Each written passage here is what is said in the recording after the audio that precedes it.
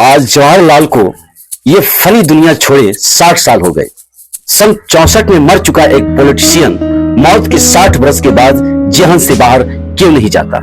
और जवाहरलाल नेहरू आरएसएस की विचारधारा की छाती पे के बीचों बीच गड़ा हुआ कांटा क्यों है? सोचने की बात है। और इसके कई पहलू हैं। नेहरू 15 अगस्त 1947, नेहरू 26 जनवरी 1950, नेहरू 25 अक्टूबर 1991।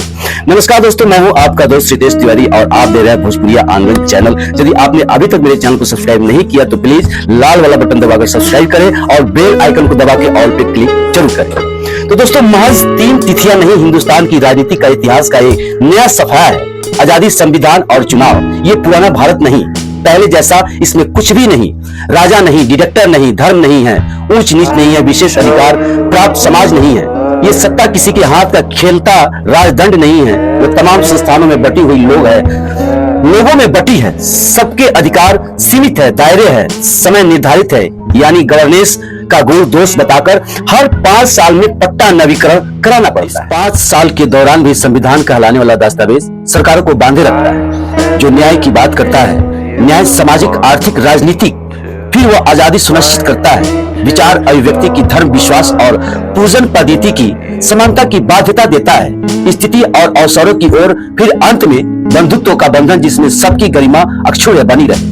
इन्हें मूल अधिकार बनाकर ऐसी लक्षण रेखा बना दी गई है जिसे छूकर सत्ता को अधिकार नहीं, यह क्या सिंहासन हासिल कर लेने वाले किसी मंदांत के लिए दुष्प्रभाव है। इस सरकार के हाथ में क्या है? नीति, निर्देशक तत्व, बस ये करना है कि सूचीबद्ध कर दिया। सरकार इसके बाहर मुंडी ना हिलाए। संविधान ऐसी कमजोर सत्ता तजवीज करता है जिसके हाथ बंधे हो, जो रियाया पर दादागिरी ना कर सके, जान ना ले सके, जेल में ना डाल सके, कभी कोर्ट की फैसला पलट दे, कभी चुनाव आयोग को धमकी दे।